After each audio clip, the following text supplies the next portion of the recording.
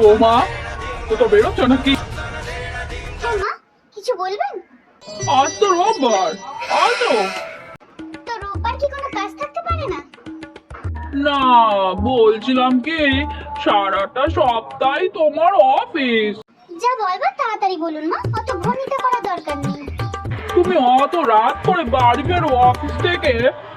আপনার কি খিদে পেয়ে যায় মা? রান্না তো করাই থাকে, ফ্রিজ থেকে বার করে একটু গরম করে খেয়ে নিতে পারেন তো।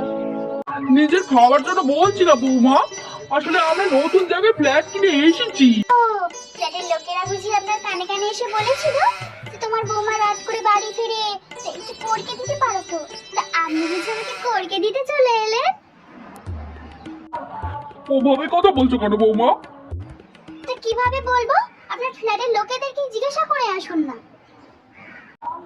আর তাছাড়া তোমার পোশাক আশাক, যেমন এই হাত কাটা।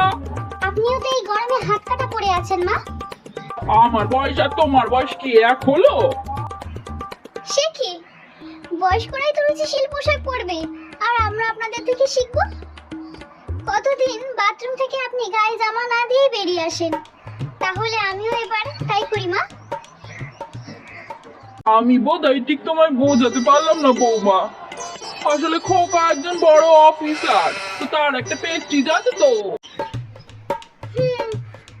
সেই জন্য তো মাল খেয়ে টলতে টলতে ফ্ল্যাটে আসে। কেন লিফটে আসতে পারে না? আমি বারণ করেছিলাম বৌমা, যদি লিফট বন্ধ হয়ে যায়। তা আপনার খোকার বউ কিন্তু কম বড় পোস্টে চাকরি করে না মা। এবার থেকে তাহলে আমিও মাঝে মাঝে। না না বৌমা, তুমিও কাজটা করো না। ভয় নেই মা, লিফটে আসবো না, সিঁড়ি দিয়ে টলতে টলতে আসবো। আমি যাই, তোমার মুখের কোনো লাগাম নাই। একদিন খাবেন মা, নিয়ে আসবো আপনার জন্য। তোমার বাবা আমার সারা জীবনে খাওয়াতে পারলো না এক ফোঁটা। বাবা মাল খেতেন? ওই মাইনের দিনে একটু আধটু। তুমি আবার খোকাকে যেন বলতে যেও না। আমি আবার একা দিন গেলে আপনি আবার খোকাকে বলবেন না। গরুরা তো দিন রাতে খায়। ওদের ওটা কারণ সেবা। তা আপনি না হয় একটু অকারণ সেবাই করলেন। একটু সংসারে মন দাও বৌমা, একটু সংসারে মন দাও। শুধু টাকা টাকা করলেই চলবে?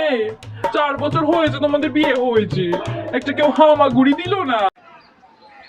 আপনি একটু হামাগুড়ি দিন না মা, ঘরের মেঝেটা মুছলেও একটু একটু হামাগুড়ি দেওয়া হয়।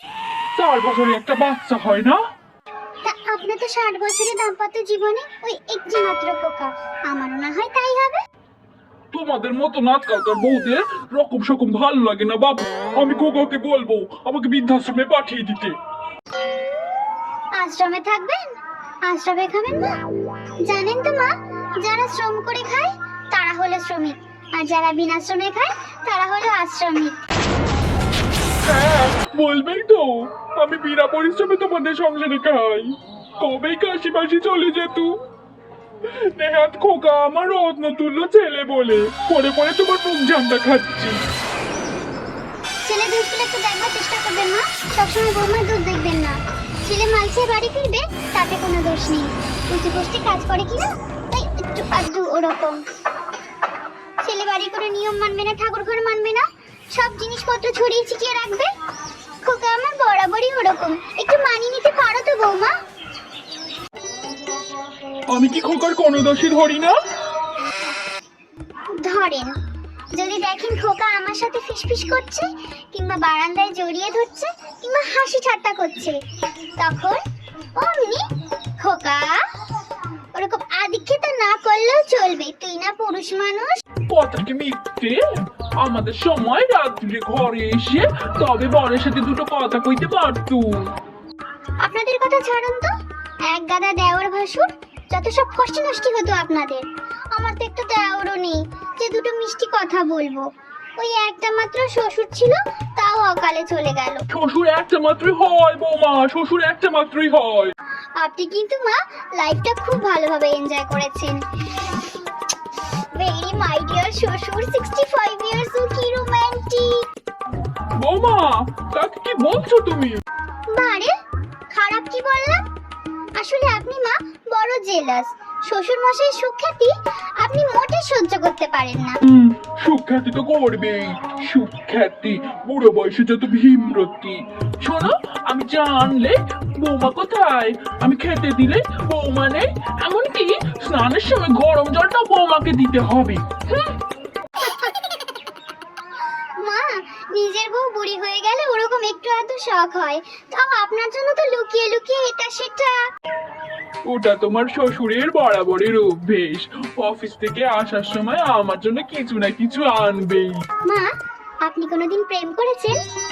বৌমা, কাকে কি বলছো তুমি?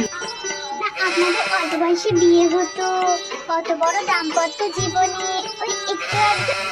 না, সেরকম তো কিছু মনে পড়ে না।